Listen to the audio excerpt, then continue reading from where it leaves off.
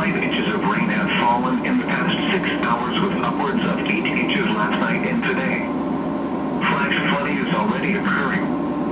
Additional rainfall amounts of up to 1 inch is possible through the afternoon.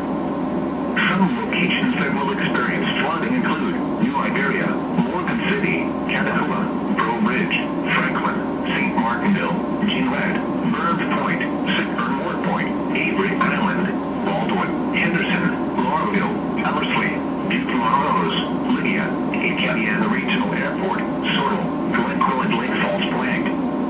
Turn around, don't drown when encountering flooded roads. Most flood deaths occur in vehicles. Please report flooding to your local law enforcement agency when you can do so safely.